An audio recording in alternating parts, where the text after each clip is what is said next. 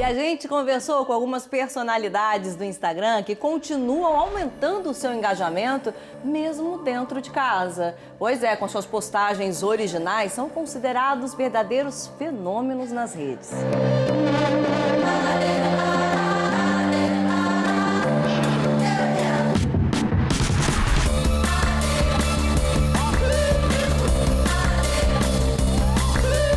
Depois de um ano de pandemia, uma coisa é certa: o mundo está gastando mais tempo nas mídias sociais. E não é apenas como forma de diversão ou entretenimento, não.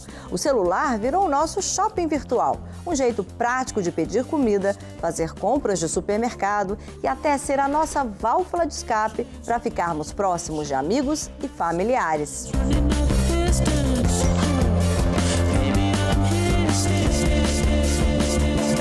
Com mais tempo na internet, precisamos estar atentos ao que consumimos e a que tipo de perfil nas redes sociais vamos estar em contato frequentemente. E em meio a tanta proximidade de pessoas que postam e compartilham conteúdos, será que temos a consciência do impacto social e comportamental que os influenciadores causam na gente? Vocês sabiam que basta apenas meia hora no Instagram para começarmos a questionar a nossa aparência e o estilo de vida? Pois é, e não sou eu que estou afirmando isso não. Essa é uma pesquisa feita pelo Butterfly Foundation, o maior instituto contra desordens alimentares da Austrália. E não fiquem surpresos não. Os efeitos que os influenciadores têm sobre as nossas vidas são bem maiores do que imaginamos.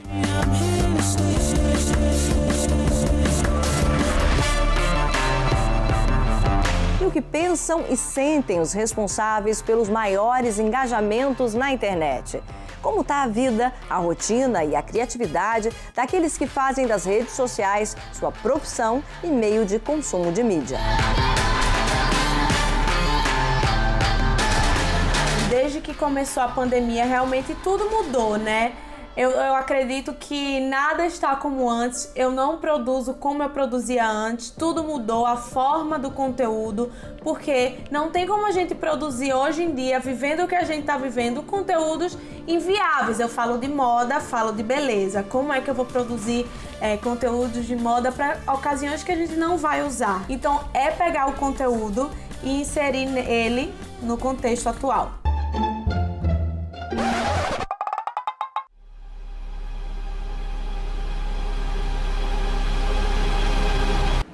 Já sei o que eu vou fazer! No começo da pandemia, eu fiquei um pouco nervosa sem saber como é que seria meu conteúdo, se meu conteúdo seria relevante ou não, se as pessoas gostariam, se eu teria que mudar minha forma de conteúdo. E eu percebi logo no começo que o meu conteúdo se tornou mais relevante ainda para as pessoas. E as pessoas estavam querendo saber sobre autoestima, sobre corpo, sobre como se sentir bem, como gostar de si mesma numa situação tão difícil, mundial, que estava todo mundo passando e a gente achando que ia acabar logo, né?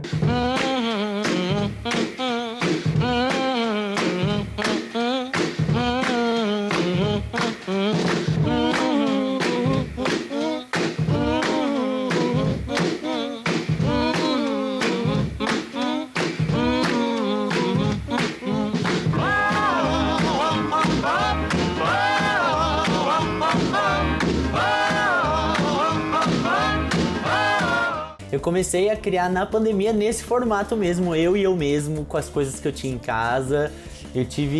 Eu acabei crescendo e nascendo aí na internet nesse período. Ô mãe, você me ajuda com a lição de casa? Não, você que tá estudando, você que tem que saber, não tá prestando atenção na aula, não se vira, hein? Ô filha, ajuda a mãe aqui a ver um negócio nesse celular. Ai mãe, o celular é seu, se vira! Então, muitas das coisas que eu crio assim hoje em dia é observando, né, a minha família quando eu tô com eles e também lembrando de coisas que eu já vivi numa época assim antes da pandemia e algumas situações também que eu passo ou os meus amigos passam e me ligam e a gente conversa por telefone e aí eu tenho que visualizar isso porque não aconteceu de fato presencialmente, sabe? Então eu acabo me inspirando muito em coisas que eu vejo na internet também, né? Porque nesse período de quarentena eu acho que o consumo de internet acabou aumentando para vários pontos, né? A gente consome mais conteúdo. Então eu me inspiro bastante em coisas que eu vejo, assim, eu tiro um tempinho pra me inspirar, assim, sabe? Eu geralmente tiro esse período, eu falo, bom, agora eu vou buscar ideias.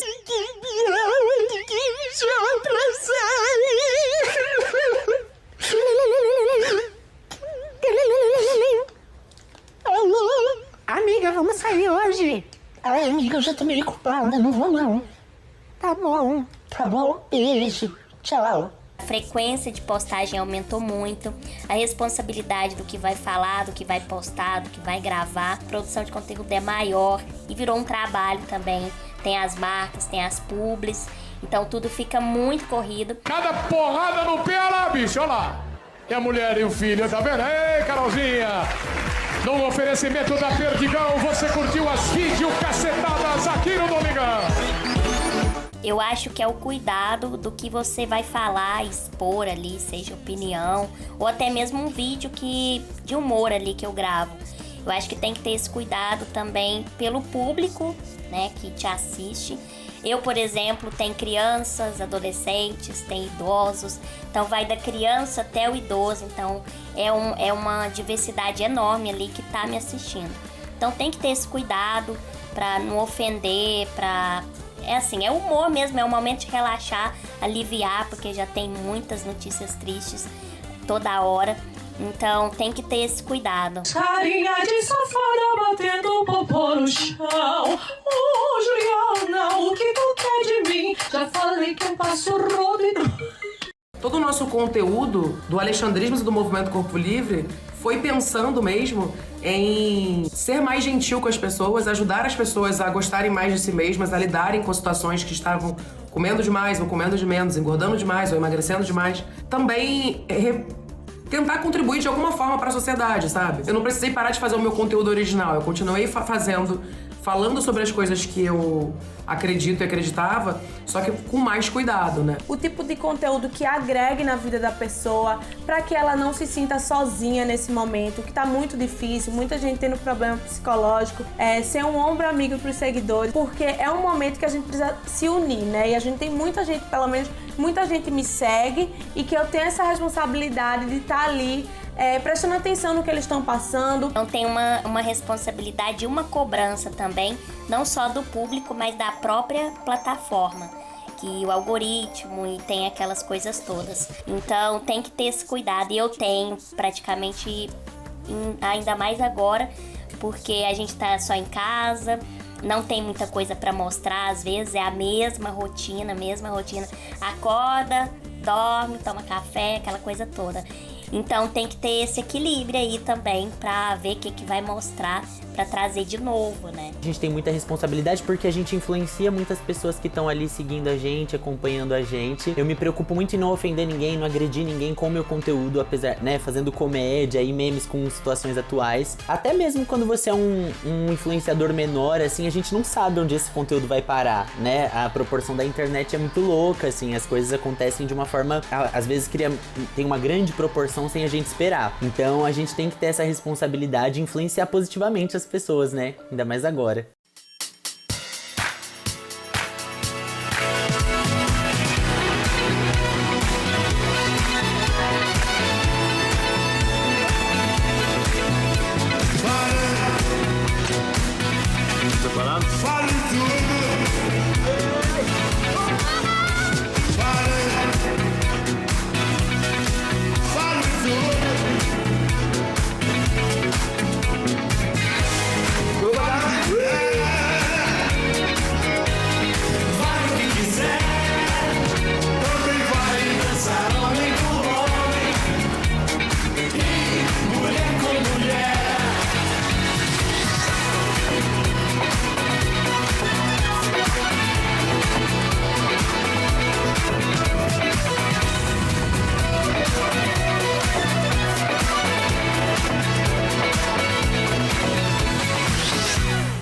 O que houve pra mim foi uma pressão muito grande pra que eu falasse sobre tudo. Já era assim, né? Mas, nossa, quando começou cirurgia plástica, não sei o que, eu tinha que falar sobre tudo, eu tinha que me posicionar sobre tudo. E a minha equipe aumentou, então foi uma coisa muito boa no meio da pandemia. Eu achei que fosse falir no começo, né, pensando em grana. E no meio da pandemia, quando as marcas começaram a se entender digitais e tiveram que fazer esse movimento, elas voltaram no segundo semestre. Foi quando eu pude, respirar. E aí comecei a pensar uma equipe, comecei a pensar em outros projetos pra minha equipe, para além do Instagram, para além do YouTube, a gente tá tocando. Porque é isso, o Movimento Corpo Livre, que é outro Instagram, né, que eu também cuido. A gente também tem seguidoras lá, né, independente do meu Instagram, que é o Alexandrismos, o Movimento Corpo Livre, a gente também teve que perceber como é que eram as seguidoras lá, como é que elas estavam se sentindo. Tem muita gente depressiva, muita gente ansiosa, que corresponde ao país que é o mais ansioso do mundo, que é o 5º mais depressivo do mundo, que é o Brasil.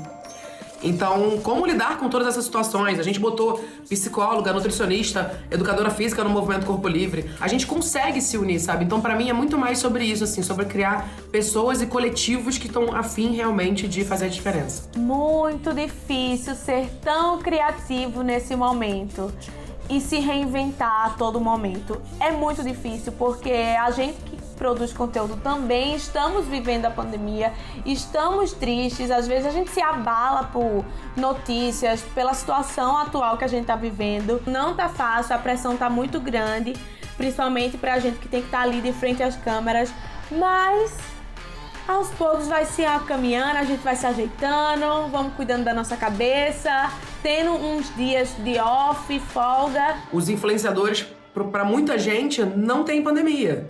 As pessoas se reúnem pra fazer TikTok, as pessoas se reúnem pra dançar, pra brincar. Eu entendo a necessidade de ver outras pessoas, eu também morro de saudade, eu também tenho muita vontade. Mas, só que eu não preciso ter outras pessoas pra fazer meu trabalho. É claro que é interessante a gente ter outras pessoas, a gente brincar, dançar, se divertir, fazer dancinha. Só que até que ponto é responsável isso? E muito disso vem também junto com marcas. Que eu trabalho com grandes marcas, que são marcas que em nenhum momento me pediram pra ir contra qualquer...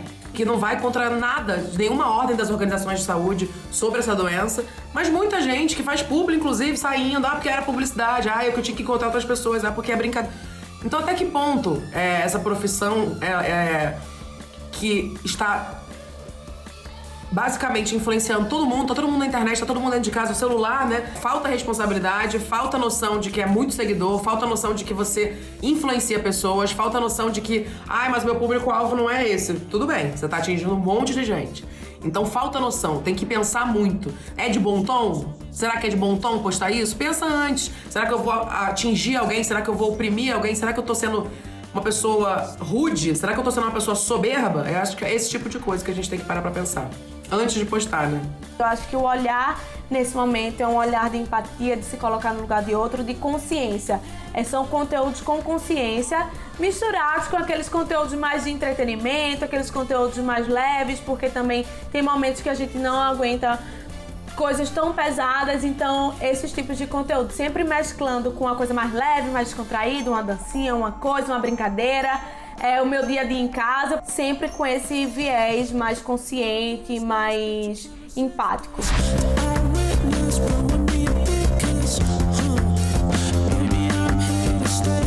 Alguns influenciadores produzem apenas para alimentar o seu engajamento, sem pensar que tem alguém assistindo e aderindo ao seu comportamento. E diante do cenário atual, é preciso ter a visão de que tudo que é postado nas redes chegará em alguém. E nós devemos nos perguntar: o que você absorve e te influencia do jeito certo?